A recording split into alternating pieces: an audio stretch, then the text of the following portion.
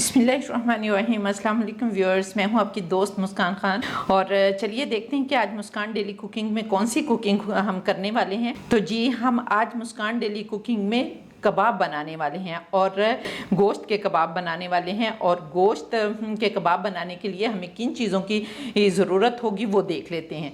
तो ये देखें, ये आपको गोश्त नज़र आ रहा है और ये आपको बताती चलूँ कि ये बड़ा गोश्त है, क्योंकि कबाब जो हैं वो बड़े गोश्त के ज़्यादा मज़े के बनते हैं बजाय इसके कि हम चिकन के या किसी और गोश्त के या बकरे के गोश्त के कबाब बनाएं तो वो इतने मज़े के नहीं बनते जितने ये बड़े गोश्त के कबाब मज़े के बनते हैं। तो ये तकरीबन 1 किलो से भी ज़्यादा गोश्त है, ये हमने ले लेना है। और दूसरी चीज़ हम इसमें क्या डालेंगे कि दूसरी चीज़ ये देखें, आपको चने की दाल भीगी हुई नज़र आ रही है। ये चने की दाल हमने 1 पाव ली है। अब ये देखें, हमने कुकर ले लिया है और इसके अंदर हम पहले गोश्त डालेंगे।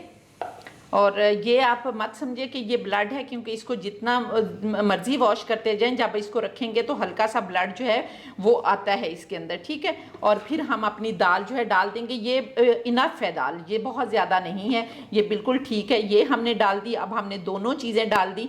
अब आगे मैं बताती हूँ कि हमने मसाला जात इसमें कौन से डालने हैं। इसको हम साइड पे रख देते हैं और मसाला जात की तरफ आ जाते हैं। तो ये देखें, अब इसमें 2 हम बड़े वाले प्याज डालेंगे और इस तरह के 3 अदद हम टमाटर डालेंगे और इतना टुकड़ा जो है वो हम अदरक का डालेंगे, ठीक। और जवे जो हैं आपको पता है कि एज़ यूजुअल मैंने काफ़ी सारे लिए हैं, इतने सारे हम जवे डाल देंगे।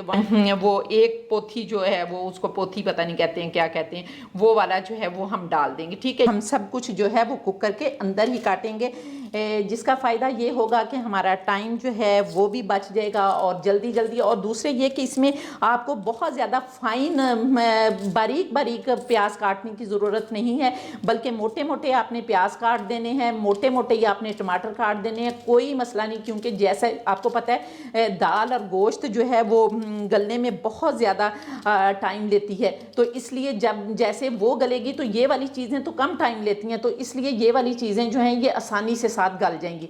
लहसुन है ये हमने साबुत ही डाल दें और इसके बाद ये हम इसे भी काट कर अदरक को भी डाल देंगे। और दूसरे ये कि सारी चीज़ें जो हैं ये फिर हमने ब्लेंडर में ब्लेंड कर लेनी है। जब पक जाना है तो ब्लेंडर में ब्लेंड कर लेनी है, इसलिए कोई मसला ही नहीं है।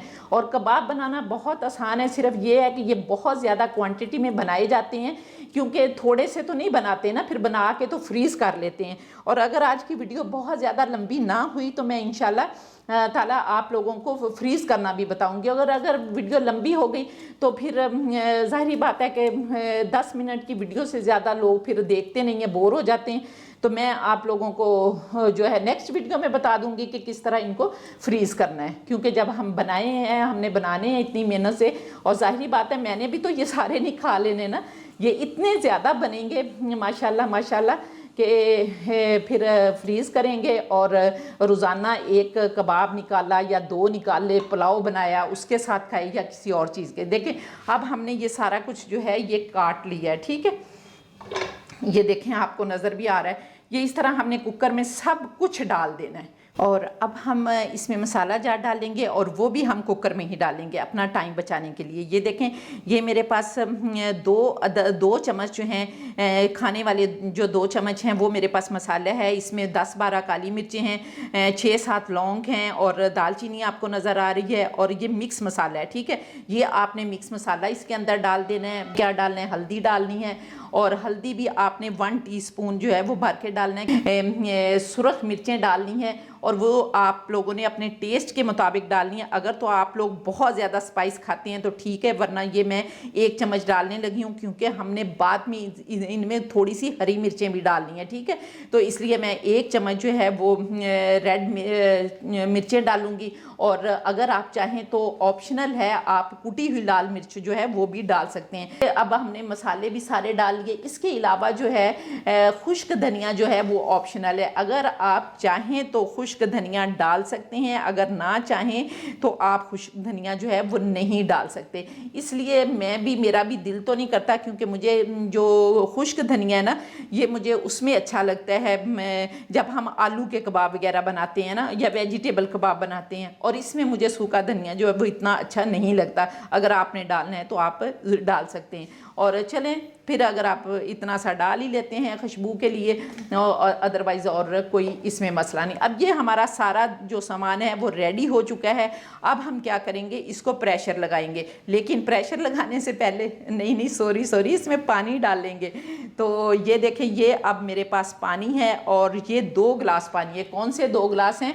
ये वाले 2 गिलास हैं। ये देखें शीशे के, इतना इसकी मेजरमेंट भी आप देख लें कि कितना है। ये आम गिलास जो पानी पीते हैं वो वाला है। तो ये भर के 2 गिलास जो है मैंने डाले हैं और दोनों के दोनों गिलास हम इसमें डाल देंगे। अब हमारा काम जो है वो ख़त्म हो गया।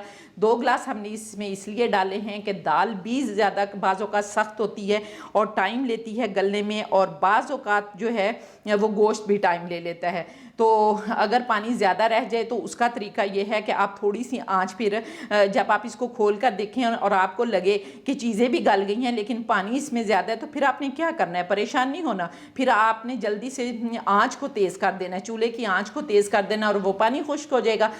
अब ये देखें, हमने प्रेशर लगा दिया है, वेट भी रख दिया है और कुकर बंद कर दिया है। और ये देखें, इतनी आंच है इसके नीचे कि ना बहुत ज़्यादा मीडियम आंच है, लेकिन बहुत कम भी नहीं आपने रखनी, इतनी आंच रखनी है। और 15 मिनट बाद हम इसको देखेंगे कि हमारा गोश्त और दाल गल गए हैं या नहीं, या बाकी सारा पूरा मसाला हमारा जो है वो रेडी हो गया या नहीं। ये देखें, ये अब हमारा मसाला जो है बिल्कुल रेडी हो चुका है। 12 मिनट के बाद हमने इसका जो वेट है ऊपर से उतारा और ढकना उतारा है। तो आपको ये देखें, ये आपको नज़र आ रहा है कि किस तरह बिल्कुल भी पानी नहीं है इसके अंदर, बिल्कुल अच्छी तरह से ये हो गया है, हमारा मसाला रेडी हो गया है। और एक और टिप आपको बताती जाऊं कि जब आपने इसको वेट देना है तो पहले आपने तेज़ आंच करके करनी है, और तेज़ आंच करके जब ढकने की जो पिन होती है वो ऊपर आ जाए तो उसके बाद से आपने टाइम काउंट करना स्टार्ट करना है कि 12 मिनट के बाद, ठीक है। अब हमने नेक्स्ट प्रोसीजर क्या करना है कि इसको ठंडा करना है,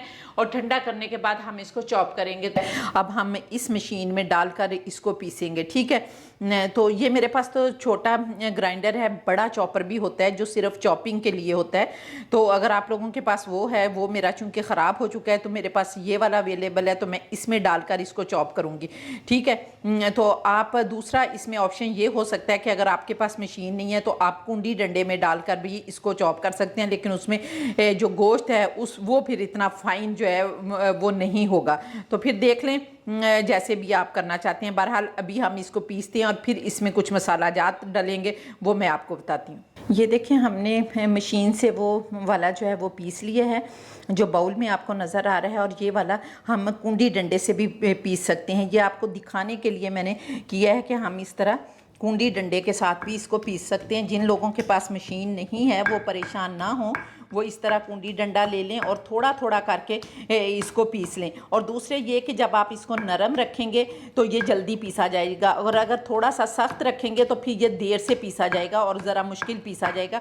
और अगर सख्त हो तो फिर इसके अंदर एक अंडा आप इसके अंदर डाल लें। वैसे तो हम अंडा लगाकर इसको फ्राई करेंगे ना, लेकिन अगर ये सख्त हो और उसका टेस्ट और ज़्यादा बन जाता है अगर हम इसके अंदर भी अंडा डाल लेते हैं। तो इस तरह से आप आसानी से कुंडी डंडे के साथ भी इसको बना सकते हैं। अब ये देखें, ये हमारा पूरा मेज़ा जो है ये तैयार हो चुका है। इसके अंदर हम ये प्याली भरकर जो है एक पूरी गट्ठी जो है वो धनिए की डालेंगे और ये हम इसके अंदर डाल देते हैं।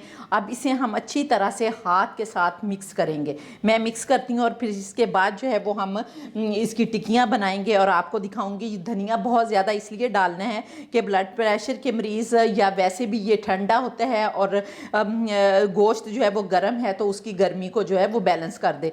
तो चलिए मैं इसको मिक्स करके फिर टिक्कियाँ बनाते हैं तो दिखाती हूँ। ये देखें, अब हम इनके कबाब बनाएंगे और वही कबाब बनाने का, एक जैसे कबाब बनाने का तरीका मैं आपको बताती जाती हूँ कि इस तरह आपने आटा जो है वो हाथ में लेना है और इसके ऊपर जितना भी मेज़ा होगा वो आपने उतार देना है और फिर इसको अच्छी तरह से अपने हाथ में इस तरह से आपने करते जाना है, गोल गोल गोल गोल, जिस तरह रोटी बनाते हैं इस तरह से आपने करते जाना है और फिर इस तरह से करके आपने टिक्की बना लेनी है, ठीक है। और फिर इस तरह से साइडों से अपने हाथ पर करके आपने बना लेनी है और ये आपके एक जैसे कबाब जो हैं ये बनेंगे। ये देखें आपके सामने 3 कबाब बने हुए हैं। और यहाँ पर एक और टिप मैं आपको देती जाऊँ कि जब आपने इसको गोश्त डालना है तो आपने छोटी छोटी बोटियाँ करके डालनी है, ठीक है। और दूसरे जो है कि इसमें जो ब्लड प्रेशर के मरीज़ हैं वो इसके अंदर अंडा बिल्कुल भी नहीं डालेंगे, क्योंकि अंडा जो है वो भी गर्म होता है, इसलिए जितना ज़्यादा बचा जाए उतना ही ज़्यादा आपने बचना है। तो चले मैं सारे कबाब बना लेती हूँ और फिर इंशाल्लाह आगे मिलते हैं कि आगे हमने इनको फ्राई किस तरह से करना है वो आपको दिखाऊंगी। और ये देखें ये ऑयल मैंने गरम करने के लिए रख दिया है। पहले भी मैंने इसमें कबाब फ्राई की हैं और अब मैं अभी आप लोगों को करके दिखाती हूँ। अब हम इस तरह अंडे के अंदर इसे डिप करेंगे। ये देखें ऐसे दोनों तरफ से अल्ट पल्ट करेंगे और फिर हम इसे फ्राई करेंगे। ये देखें अब हम 1 बाय 1 करके इस तरह कबाब डालते जाएंगे और इनको फ्राई करते जाएंगे। ये देखें ये अब हमारे कबाब जो हैं वो तकरीबन रेडी हो गए हैं। अब हम इन्हें प्लेट में निकालते हैं और ये देखें ये अब हमारे कबाब बिल्कुल रेडी हो चुके हैं। आप इनको जिस तरह से चाहते हैं इस्तेमाल कर सकते हैं। आप चाय के साथ खाएँ, पुलाव के साथ खाएँ, जिसके साथ मर्ज़ी खाएँ। और अब वीडियो जो है वो काफ़ी लंबी हो गई है। अब इंशाल्लाह ताला मैं नेक्स्ट पार्ट में आपको बताऊंगी कि इन कबाब्स को आपने फ्रीज़ किस तरह से करने हैं ताकि आप ज़्यादा देर तक इनको इस्तेमाल कर सकें। तो इसके साथ ही आप लोगों से इजाज़त चाहूँगी। इंशाल्लाह ताला फिर किसी नेक्स्ट इंफॉर्मेटिव वीडियो में आपसे दोबारा मुलाकात होगी। तब तक के लिए इजाज़त चाहती हूँ। अल्लाह हाफिज़।